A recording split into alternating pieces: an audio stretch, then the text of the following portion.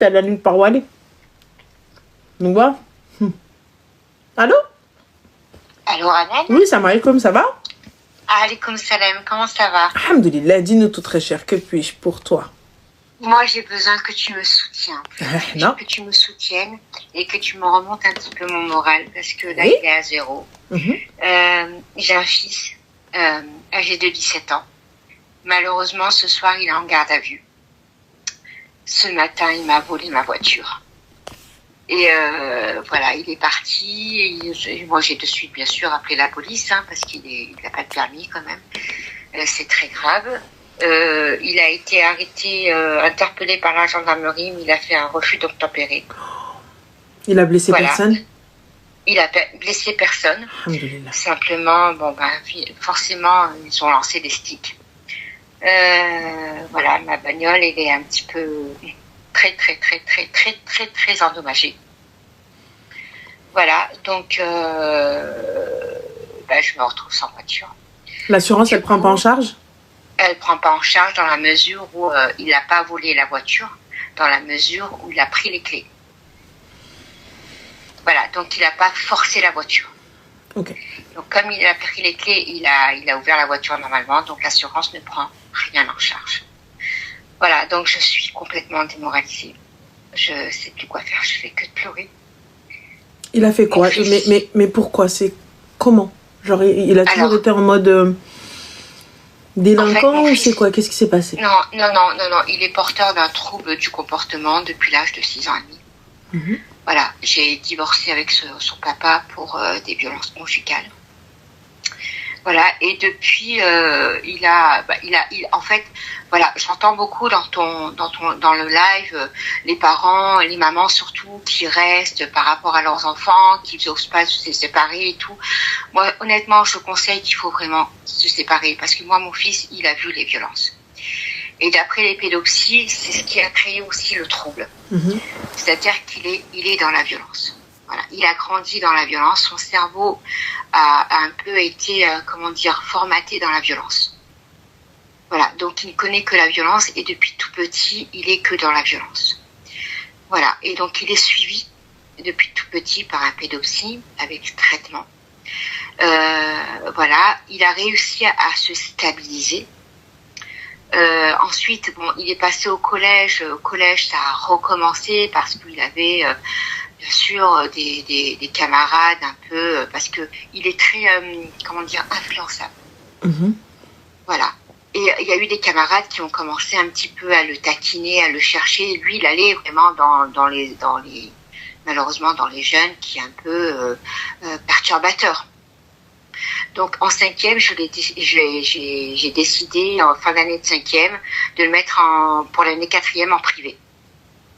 Et en privé, ça s'est super bien passé. 4e, 3e, il y avait un cadre, il était en internat. Machallah, il a eu son brevet avec mention bien. Voilà, avec une AVS, une aide de vie scolaire et tout. Ensuite, après là, il est passé en lycée professionnel. Lycée professionnel, malheureusement, il était près de chez moi, en internat, en service public. Et là, il a retrouvé ses anciens copains. Et il a commencé dans la délinquance. Voilà, tout ce qui est, mauvaise direction. Donc, j'ai essayé un petit peu de le rattraper. J'ai appelé, bien sûr, des services sociaux pour m'aider au niveau éducatif. Parce qu'à partir de là, mon fils ne voulait plus voir son papa. Il a décidé d'écrire une lettre à la justice, au juge, en disant je ne veux plus aller voir mon papa parce que il subissait en fait, je n'étais pas au courant de la violence avec son papa. Donc la JAF a décidé, elle ne peut pas interdire les droits de visite et d'hébergement, mais elle a demandé à ce que mon fils n'y aille que si vraiment il a envie. S'il n'a pas envie, il n'y va pas, et s'il a envie, il y va. Pour pas que j'ai des problèmes par rapport au papa, pour pas qu'il porte plainte pour non-présentation d'enfant. En fait. Donc elle m'a protégée et elle l'a protégé. À partir de là, il a continué quand même dans la délinquance. Il était un peu perdu, quoi. Il a des soins psy, il a des traitements, il a un éducateur qui le suit. Malgré tout ça, ça ne va pas. Donc on est allé plus haut avec l'éducateur avec un placement.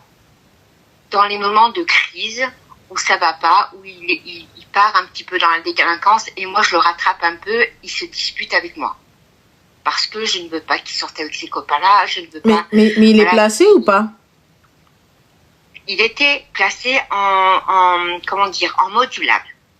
Voilà. Un coup, il venait à la maison et quand il était en fait, c'est pas un placement judiciaire, c'est ce qu'on appelle un placement administratif.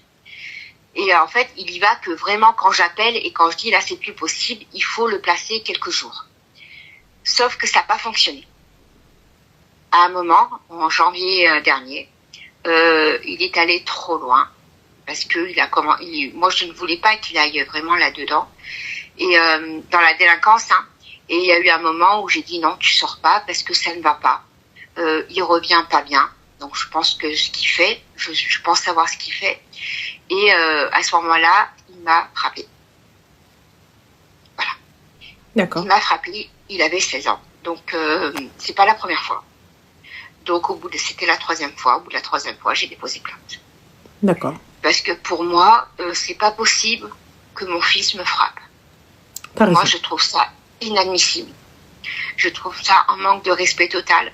Et si je ne fais pas, si je dis pas stop au niveau judiciaire, ça peut s'aggraver. Oui, c'est vrai. Pour moi, ou pour sa future épouse, ou pour je ne sais qui. Parce que pour moi, on ne frappe pas une femme. Et encore moins sa mère. Sa mère, exactement. Donc, je sais qu'au niveau de la police, ça n'a pas choqué, mais ils ont compris mon geste. Voilà. Et ils ont bien fait comprendre à mon fils que ce que je voulais faire, c'est pour stopper les choses. D'accord. Mais là, donc, du coup, il y a une plainte qui a été déposée. Oui. Il a été vu par la juge pour enfants qui l'a condamné, et qui l'a placé. Carrément. D'accord. Elle l'a enlevé de chez moi et elle l'a placé au niveau de l'ASE. D'accord. L'ASE n'avait pas trop de place au niveau des foyers. Et ils l'ont mis dans un foyer où il y avait beaucoup de délinquants. C'est-à-dire délinquants avec des gros dossiers et beaucoup, un en particulier avec un bracelet électronique. Voilà. Au début, je n'étais pas au courant de tout ça.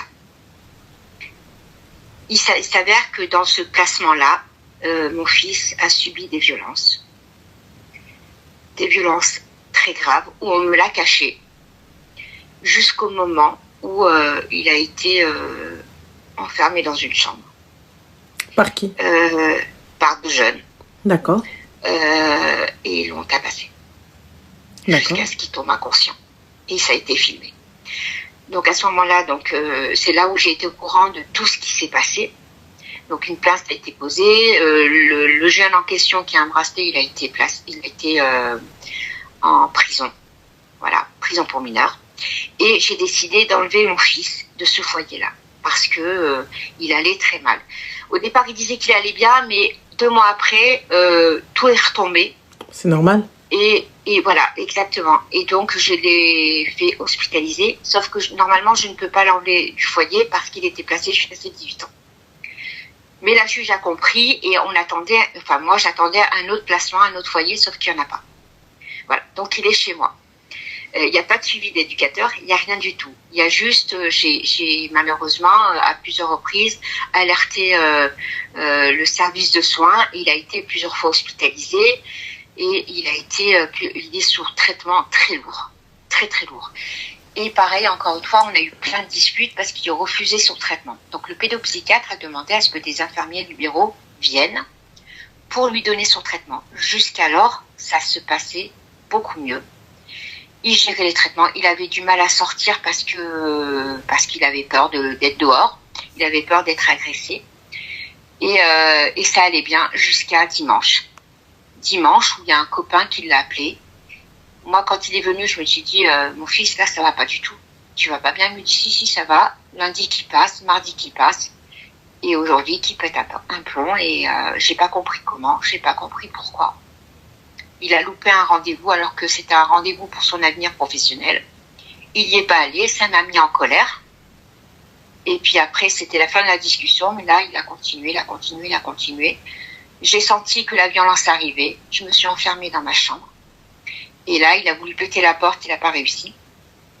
Et du coup, après, quand j'ai plus rien entendu, il a pris, j'ai ouvert la porte et c'est là que j'ai découvert que Michael n'était plus là et ma voiture n'était plus là. D'accord, et donc du coup, tu as appelé la police et là, il est où? Ouais. Et là, il est en garde à vue. Voilà. D'accord. Il est en garde à vue et je vais voir la juge, il sera déféré demain. Voilà. Donc, il est déféré demain et là, je suis complètement, j'ai peur. J'ai peur en fait parce que la prison, il ne supportera pas. Est-ce qu'il ira en prison? Je ne sais pas. Elle est dans un autre foyer. La prison, je pense que ce sera nécessaire parce qu'ils vont pouvoir peut-être lui donner le traitement en temps et en heure. Oui, je sais, mais le problème, c'est qu'il ne supportera pas d'être enfermé. Et ça me fait peur. Et s'il l'interne?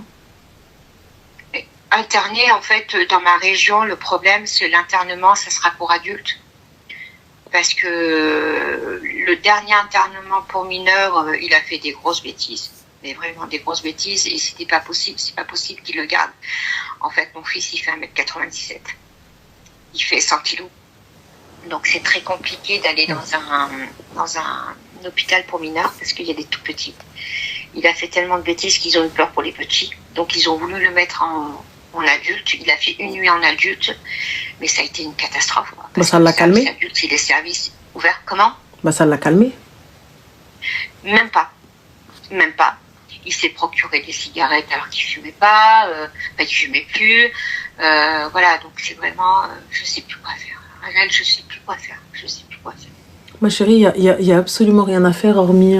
je sais. Hormis t'aider, quoi. Très sincèrement. J'ai appelé ma mère aussi pour qu'elle aille pour lui. Mais j'y arrive pas. J'ai peur pour lui parce qu'il est en descente. Il est en descente au niveau psy, quoi. Et il le dit, il en manque de repères paternels, mais son père n'en veut pas. Il n'en veut pas. Il n'en veut pas. Et là, en fait, quand il est parti, quand il a pris ma voiture, il allait en direction du village où habitait son père pour en découdre. Mais pour en découdre, tellement... pour faire quoi? Ouais. J'entends, tu vas en découdre, mais tu veux faire quoi? C'est ça le problème, c'est qu'il n'a pas compris qu'il ne peut pas, parce que s'il en découd avec son père, mais c'est catastrophique, quoi. Mais j'entends, mais ça c'est vrai, ça. L'armée, t'as jamais pensé à l'envoyer là-bas? L'armée, il va pas être pris à cause de son gros traitement. Ouais. Il est vraiment en descente. Même en internat militaire, il y aura pas? Non, ils le prendront pas. Il est en descente psychologique, c'est-à-dire qu'en fait, Ranel, il prend du Valium et il prend du Tertian. C'est des traitements vraiment très très lourds. Très très lourds.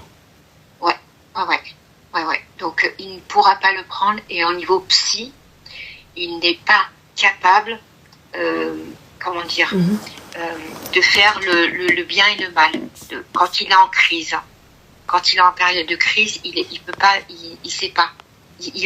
En fait, c'est pas mon fils. C'est vraiment une personne autre que mon fils, en fait. Quand je vous regarde, vraiment, c'est pas mon enfant, c'est la colère. Moi, je traduis ça comme de la colère. Il est très en colère. C'est comme si moi, j'étais son agresseur. Et il va en découdre, en fait. Et c'est très difficile parce que je sais plus quoi faire. Je sais plus quoi faire. Très sincèrement, en toute transparence, hormis le placement médical, je vois pas du tout. Ouais, je sais. Et là, ce sera c'est l'avis des médecins qui vont te dire, mais hormis ça, je vois pas du tout. C'est vrai, comme elle a dit, il est dangereux pour lui-même et dangereux pour les autres. Oui, exactement. C'est ça le souci, tu vois. Le problème, c'est que ça ne touche pas que lui ou que toi. Là, t'imagines, alhamdoulilah, ya Rabbi, il y avait personne sur la route, il a tanké personne, il a tué personne. Depuis tout à l'heure, je prie, je sais ce que je dis, Wallah, dans son malheur, alhamdoulilah, t'imagines, à vie. Ah, mais complètement. À vie, sa vie est foutue, la vôtre, tout le monde. Tu vois. C'est pour ça que j'arrête pas de pleurer, parce que je comprends pas. Je comprends pas pourquoi il est allé faire ça, je comprends pas. Là, c'était vraiment le summum. J'en peux plus. Après, tu sais, c'est Aqlo Wash Galli, hein. Sa tête et qu'est-ce qu'elle lui a dit, tu vois. Je sais pas. pour l'instant, je ne l'ai pas encore vu depuis ce matin. Normalement, j'aurais dû être là parce qu'il est mineur, mais bon, il y avait une avocate. Qu'est-ce qu'il te dit là quand tu vas le voir? Il te dit quoi? Je l'ai pas vu encore. Non, mais quand il tombe en prison, des trucs comme ça, ou quand il se fait arrêter, ou quand il va se faire placer, etc. Qu'est-ce qu'il te dit? Est-ce qu'il regrette? Est-ce qu'il veut changer? Est-ce qu'il va arrêter? Oui, il regrette. Et le problème, c'est qu'il oublie. Il ne sait pas pourquoi il a fait ça. Et quand je lui dis, mais tu m'as dit ça, tu m'as tapé. Mais non, maman, je t'ai jamais fait ça. Je dis, mais si. Il oublie. Ils lui ont même fait passer un EEG pour savoir s'il n'a pas un problème au niveau du cerveau. Il n'y a rien. Le pédopsie, il ne comprend pas. Il oublie complètement. Est-ce qu'il oublie réellement ou il préfère dire qu'il a oublié? Non, il oublie réellement. Oui, on le voit bien qu'il a changé de visage, il a changé de comportement et je revois mon fils en fait. C'est vraiment deux personnalités. Eh bien alors ma chérie, là je ne peux avoir confiance en cette personne. C'est-à-dire que quand bien même c'est ton fils, ma chérie, il devient extrêmement dangereux. À partir du moment où il oublie, c'est qu'il peut faire absolument tout et n'importe quoi. Et là, il ne pourra être tenu responsable. Et c'est là, ça m'inquiète énormément. Oui, bien sûr, mais je suis très inquiète. Je suis hyper inquiète. Et j'aimerais le sauver de tout ça, mais je suis incapable et je ne peux pas en fait. En tant que maman, c'est super dur. C'est super dur qu'il est dérivé comme ça, je comprends pas. J'arrive pas à comprendre. Excuse-moi ma chérie. Les gars, vous me parlez de Roqia. On parle de personnes qui prennent un traitement méga lourd et malgré le traitement, ça a du mal à fonctionner. Qu'est-ce que vous me parlez de Roqia? On te parle d'une personne qui est capable de planter une personne et te dire mais non. C'est ça et c'est ce qui m'inquiète en fait. C'est que ma mère, c'est ce qu'elle me dit, ma maman, elle me dit de toute façon il lui faut qu'une hospitalisation d'office. Enfin d'office. Pour l'instant, je dois signer l'hospitalisation et une fois qu'il aura 18 ans, dans 3 mois, ça sera compliqué. Sauf s'il est mis... Oui, mais par un tiers, sauf s'il est mis sous tutelle ou curatelle. C'est ce que je suis en train de monter le dossier. Je suis en train de monter le dossier. Et je ne veux pas être sa tutrice ni sa curatrice. Je veux que ce soit une tierce personne. Et ce sera qui? Parce que c'est pas possible. Comment? Ce sera qui? Ça sera une personne que le juge désignera. Le juge des tutelles désignera. Parce que si c'est moi, ça va être pire. Parce que si c'est moi qui dois gérer tout ce qui est paperasse, tout ce qui est médicaux, tout ce qui est argent, ça va être une catastrophe. Et ça, je le sais très bien. Et là, je suis complètement perdue par rapport à ça. En fait, la tutrice, tout ça, c'est en cours. Je suis en train de faire les dossiers, mais en fait, c'est mon fils. C'est mon fils. J'entends totalement, ma chérie, que ce soit ton fils. Wallah, j'entends, c'est ton fils, mais... C'est mon fils. Mais Habiba Diallo, tu peux rien faire. Je peux pas le laisser interner définitivement, je peux pas le laisser placer, je peux pas le laisser aller en prison parce qu'il est malade en fait. Il est malade, on n'arrive pas à trouver son trouble. Pour moi, il a un trouble de la personnalité, il a un trouble, c'est plus qu'un trouble du comportement. C'est-à-dire que les médecins n'arrivent pas à savoir ce qu'il a? Non, ils n'arrivent pas à poser un diagnostic. Alors si les médecins n'arrivent pas à poser un diagnostic, t'as essayé du coup la Roqia? Il faut que je la fasse. Parce que tu sais, à partir du moment où je vois les médecins et les médecins ne savent pas, là c'est différent parce que tu sais que moi je suis pas pour la Roqia pour tout et pour rien. La Roqia c'est très bien, attention. Oui. C'est très très bien pour tout, mais quelqu'un qui fait des dingueries, tu me dis pas tout de suite la Roqia. Là il a vu des médecins, les médecins ne savent pas. Non. Ils disent un trouble du comportement, mais il n'y a pas de diagnostic posé réel. Dans tous les cas, on teste. Il y a toujours les médecins, il y a toujours les médicaments, mais là, on peut toujours tester. Oui. Après, est-ce qu'il fume? Je pense que oui. Là, elle a dit qu'il avait commencé à fumer. Et avec les médicaments, je pense pas que ce soit conseillé.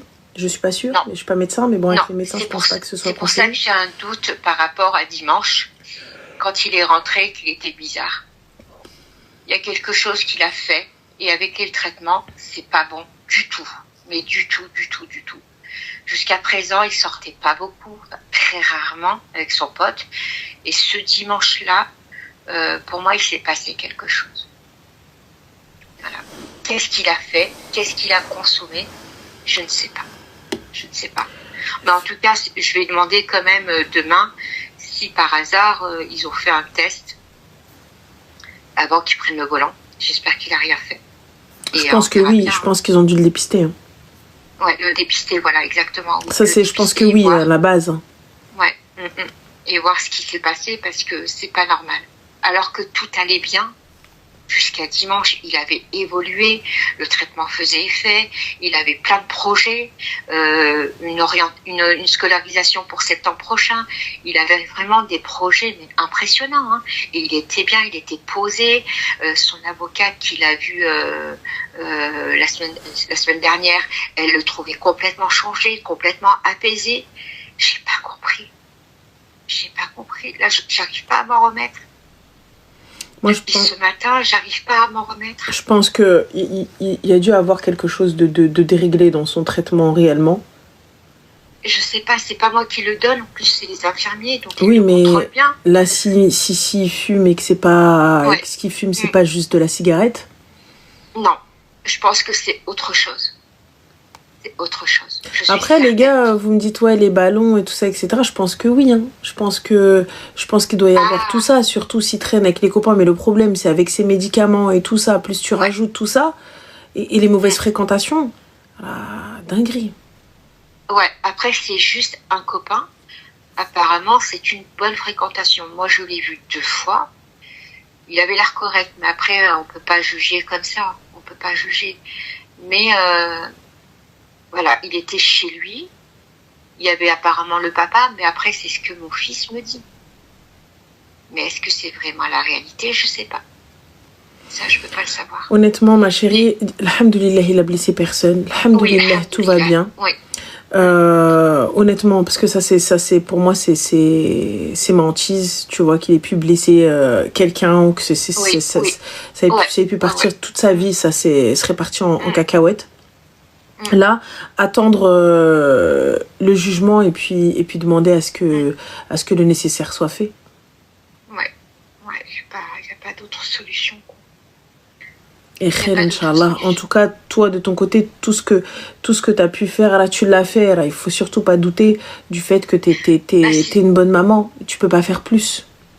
Ben, je sais, mais bon, au bout d'un moment, on me l'a tellement reproché. On me l'a tellement reproché que voilà, je fais pas assez. Bon, après, j'ai ma psychologue qui, je vois une psy, hein, je suis suivie, qui me remonte le moral en me disant non, ce que vous faites, c'est vraiment bien, c'est le maximum, vous pouvez pas faire plus et tout. Mais au bout d'un moment, là, ce qui m'arrive aujourd'hui, je me dis, mais je comprends pas, en fait. Tout se passe bien et d'un seul coup, ça replonge. Je comprends pas, j'arrive pas à comprendre. Après, c'est pas mon seul enfant, j'en ai 4. Et chacun ont des pathologies différentes, malheureusement. Et j'essaye de faire au mieux avec les 4, mais j'arrive plus. Là, je crois que je suis... du même père? Je suis en train de... Comment? Du même père? Du même père. Et le padre démissionnaire?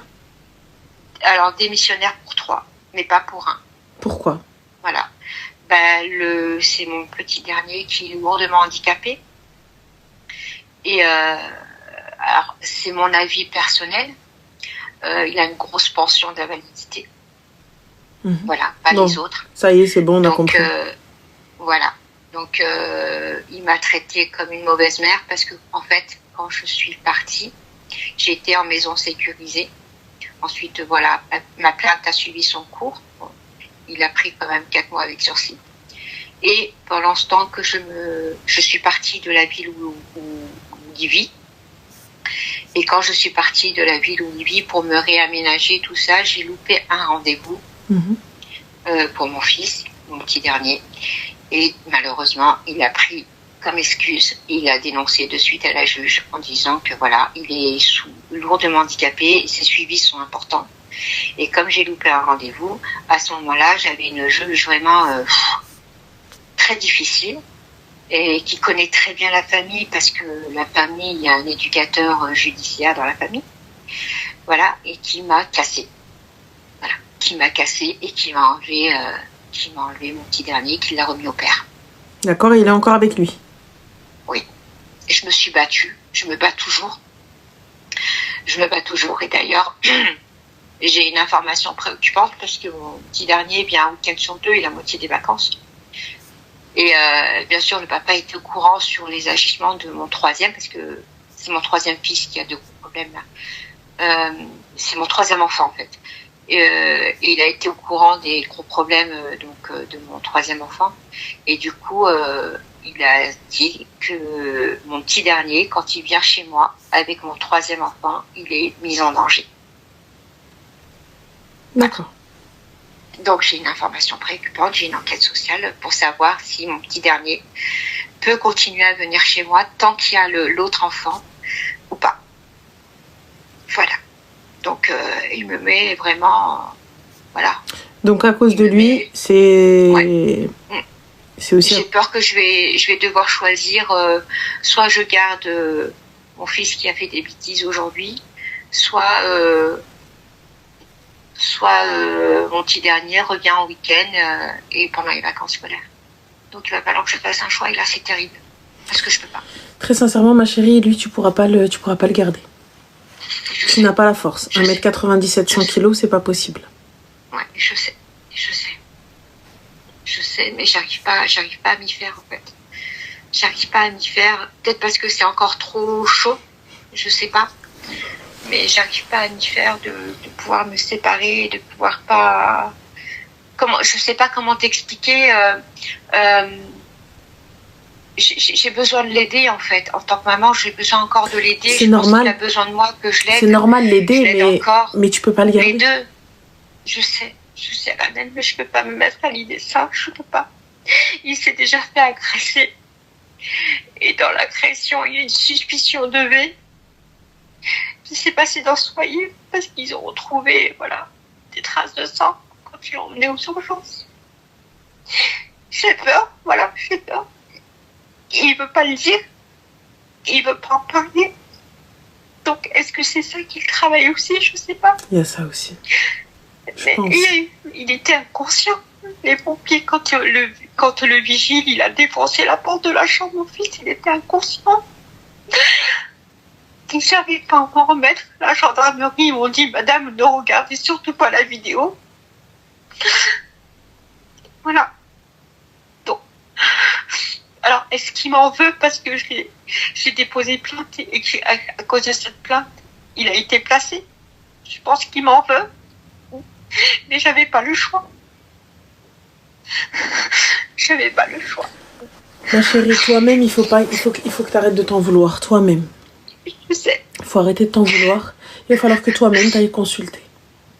Comment? Il va falloir que toi-même tu consultes. Et je consulte. Et ma psychologue, elle fait de l'EMDR, elle m'en a fait. Mais je crois qu'il faut que j'en refasse parce que ça passe pas en fait. De savoir qui s'est fait fracasser et qui s'est fait aimer. Enfin, il y a une suspicion, c'est pas confirmé tant qu'il en parle pas. Mais en fait, dans le certificat médical, c'est écrit. Il n'a pas voulu se faire ausculter plus. Voilà, mais après, c'est un jeune de 17 ans, c'est compliqué. C'est très compliqué. Mais je suis complètement... Après, c'est mes peurs à moi. Et j'ai peur qu'il se recommence à se faire agresser. Mon fils, il est quand même très immature aussi. Il y a beaucoup d'immaturité. Il sait pas se défendre. Et il sait pas se défendre face à quelqu'un de plus fort que lui. Parce qu'il sait se défendre face à plus faible. Il sait se défendre lors d'une crise, en fait. Là, quand la crise est là, il sait se défendre. Mais quand la crise n'est pas là, je crois qu'il sait pas se défendre. Je sais pas comment expliquer ça. C'est très compliqué à expliquer. C'est quand il est en pleine crise, quand la crise est là, il faut se protéger en fait. Et moi je me protège et plusieurs fois j'ai appelé la police. Voilà. Mais après quand il est calme, c'est un bébé en fait. C'est un bébé. C'est vraiment un bébé. Et c'est ça, il vacille entre la force extrême quand il est en crise et le tout bébé quand il n'est pas en crise, quoi. C'est très difficile à gérer, vraiment. C'est très, très, très difficile. Là, la solution qui s'offre à vous, c'est ça va être l'internement psy. Oui, je sais. Mais à ce moment-là, pour adultes, mais idéalement, ce serait dans quelque chose de fermé et non dans un centre ouvert. Et oui, ouais, j'aimerais bien ça, mais il n'y en a pas dans ma région. Il n'y a qu'un centre ouvert en adulte. Et s'il le déplace dans un peu plus loin, mais du coup, ça va être plus compliqué, mais plus loin. Ah ouais, ça va être plus compliqué, mais en même temps, je me suis dit, pendant un temps, pourquoi pas, effectivement. T'as raison, Ranel. Je pense que c'est mieux parce que là, aujourd'hui, ce qui va pouvoir allier votre sécurité, la sécurité de ses frères et sœurs, plus la tienne et la sienne, surtout, il n'y a que ça que je vois. Et surtout, le fait d'éviter l'agression, surtout si sa carrure aujourd'hui fait qu'il peut aller que chez les adultes. C'est ça. Ils l'accepteront pas chez les mineurs. Donc, si sa carrière aujourd'hui, elle fait qu'il peut aller que chez les adultes, il faut que ce soit dans un endroit fermé. Pourquoi fermé? Exactement. Non pas pour le mettre en prison, les gens ou quoi que ce soit, mais pour sa propre sécurité. Lorsque tu te retrouves avec, si avec des ados, il s'est fait agresser, qu'est-ce que ça va être avec des adultes? C'est ça. Et en plus, des adultes instables. Exactement, c'est ça qui me fait peur, quoi. Donc voilà, donc je pense que la solution, la meilleure solution, c'est ça. Foyer d'accueil médicalisé, mais il faut que ce soit fermé. Je pense que c'est en tout cas la solution, voilà. Aujourd'hui, sur du court terme, c'est ça. Après, ce que préconisent les médecins, je sais pas. Très sincèrement, ce que vont préconiser les médecins, ce qu'ils vont te dire, je saurais pas te dire. Là, il faut attendre. Ouais, il faut attendre, mais j'en peux plus en fait d'attendre. J'en peux plus d'attendre. J'en peux plus. Je veux qu'on mette le bon traitement, le bon dosage. Là, ça va être plus dur, ma chérie, surtout s'il se laisse pas faire. Mais le problème, le bon traitement, le bon dosage, peu importe s'il a le bon dosage, si jamais il prend des substances, là, ça servira à rien. Ouais, exactement. C'est ça le souci. S'il y a des substances, c'est ça le problème. Et là, le souci, c'est que comme tu as d'autres enfants, donc d'autres combats à mener. C'est ça le souci, c'est qu'il faut que je les préserve et que je me préserve. Et il faut, en fait, j'ai l'impression de me séparer en fait de lui. J'ai l'impression aussi de l'abandonner. Et ça, c'est dur. Il faut être présente, il faut beaucoup parler avec lui, je pense. Tu vois, même s'il ne répond pas, beaucoup lui dire, beaucoup discuter, qu'il comprenne qu'il est pas seul et qu'il n'est pas abandonné. Oui. Je pense, hein. Après, voilà, là, c'est le psychiatre, il faut voir avec, mais je pense qu'il est nécessaire que juste il sache, quand bien même si là, peut-être, il ne le comprend pas ou il veut pas l'assimiler, mais juste, au moins, il le sait. Oui, tout à fait. Il faut que je lui parle, oui. Ouais. Tout le temps qu'il comprenne que c'est pas parce qu'on ne l'aime pas, c'est pas une punition. Non, mais bon. C'est compliqué comme il est déjà abandonné par son père. Si en plus il se sent... Après, c'est mon ressenti à moi.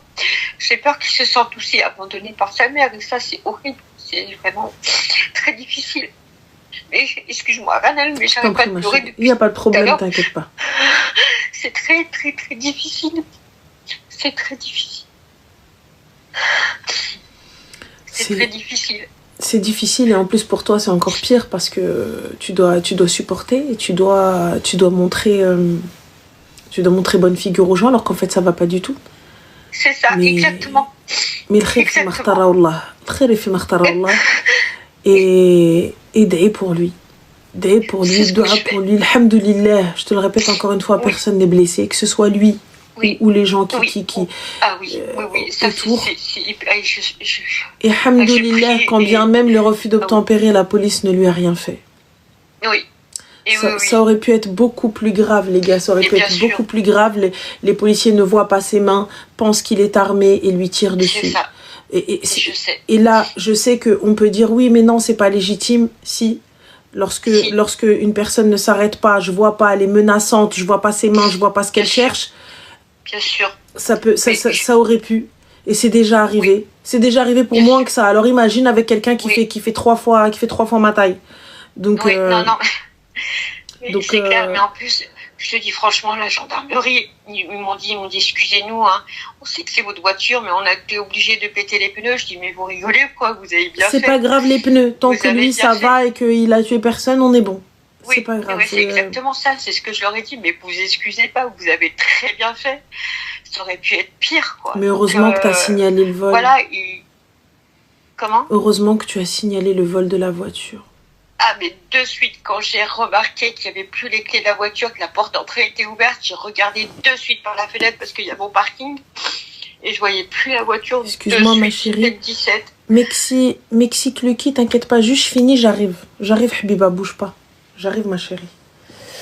Alors. Non, mais comme je te dis, le khir fi makhtara Allah, Habiba, sois patiente. Et inna Allah ma'a sabirin. Vraiment. Merci. Qu'Allah te facilite et khir. Khir, Inch'Allah. Merci. Khir. Merci. Bon courage à toi, Habiba. En tout cas, Renel, je t'écoute tous les soirs, vraiment. Et tu me fais beaucoup de bien. Tant mieux. Et je te remercie vraiment parce que tu me remontes vraiment le moral tous les soirs quand je pleure, quand je vais pas bien. Il suffit de t'écouter. Des fois, tu pars en fou rire et ça me fait partir en fou rire. Bah, écoute, et ça me fait du bien. Allah ysabraka habibti. Allah ysabraka. Merci beaucoup, Renel. Allah ysabraka habiba. Prends soin de toi et bon courage. Allah yahdi lak walidak, Inch'Allah. Merci. Bon courage à toi. Bislama. Donc on a une shaita ala hbabha qui vient, qui en plus de ça m'insulte. Mais Mago, t'as bien vu que les insultes, personne ne les voyait hormis moi. Donc tu me dis, je défends des tueurs. Je ne défends pas des tueurs. Pour le moment, ce sont les forces de l'ordre. Ces personnes-là n'ont rien fait. Bien évidemment, les personnes qui commettent un crime ou quoi que ce soit, on ne les défend pas. Mais là, en l'occurrence, dans ce cas-là, ils n'ont rien fait. Ils ont juste abîmé la voiture alors qu'ils auraient pu faire pire. Et leur acte aurait été justifié. On aurait justifié leur acte. Tout simplement. Le gars a volé une voiture, refuse de s'arrêter. Ils viennent, ils n'arrivent pas à l'arrêter. Il fauche une personne, il tue des passants, il fonce sur les gens. Il aurait tiré dessus. Donc fin de l'histoire. Et là en plus il s'excuse. Et comme tu viens, tu me dis ferme ta mère, c'est toi qui vas fermer ta grosse tante guerre, tu vois. Parce que ça se voit, t'es mal élevé. Ça se voit, t'as daronne la qah. Parce que vu ton comportement, tu ne peux être que ça. Tu vois. Donc me cherche pas, Habibti, parce qu'un foumi il est encore plus sale que le tien. Ne l'oublie pas. Donc, on en était où ? Voilà. C'est normal, vous avez rien vu. J'ai muté. Elle arrive, elle écrit, ouais, ouais, tu défends des tueurs. Et ensuite, elle me dit, ferme ta mère. Tu t'attendais à quoi quand tu me dis ferme ta mère? Tu t'attendais sincèrement que je dise oui, ah non, astaghfirullah. Mais ferme la tienne, Mago. Voilà, on va se taper normal. Donc, bien évidemment, on ne défend pas. Là, on parle de force de l'ordre, des gendarmes. La mère a signalé. Alhamdoulilah, il a fauché personne. Et lui, la police lui a rien fait. Alhamdoulilah, ils ont juste abîmé la voiture et c'est pas grave. Et il n'y a rien. Il n'y a rien. Heureusement que, vous imaginez, ils foncent sur quelqu'un. La mère, elle fait quoi? Toute sa vie, elle paye. Il est mineur.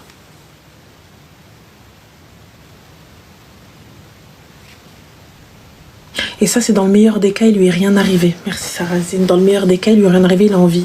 Et imagine la police, elle vient, vous savez, dans un élan de truc de ça, elle voit pas les mains du gars, elle voit pas les mains du garçon. Et elle se dit même pas que c'est un mineur. Toi, tu vois un gars qui fait 1m97, 100 kilos, tu dis qu'il est mineur? Tu te dis pas qu'il est mineur? Tu te dis pas qu'il est mineur? Tu le vois, tu te dis, normal. Voilà, ils vont arriver normal. Pour moins que ça, il y a eu des tirs sur des gens. Alors imagine là où ils vont te dire ah mais Allah yahdi, Allah yashafih. Apparemment c'est pas une question d'éducation. C'est pas une question là, c'est une question de trouble. C'est une question de trouble, c'est une question de substance qui prend, qui altère son traitement. C'est tout ça pourquoi? À cause d'un daron le kharaï, bon, sans compter le côté psychiatrique, hein, mais qui a été accentué par le trauma d'abandon, le sentiment de ne servir à rien, à cause d'un daron absent qui a pris juste le petit parce qu'il y avait de l'argent à se faire dessus.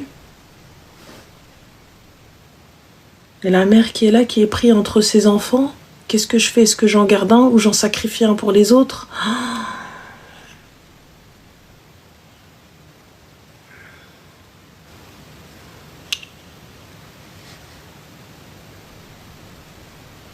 Voilà, tu sais même pas quoi lui conseiller.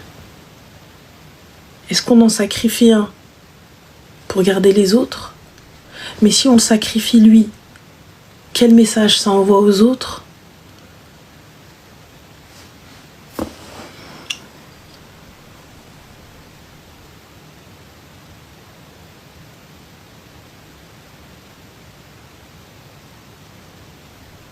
qu'Allah lui facilite. Wallah. Franchement, Farajla, hasbi Allah wa ni'mal wakil fi.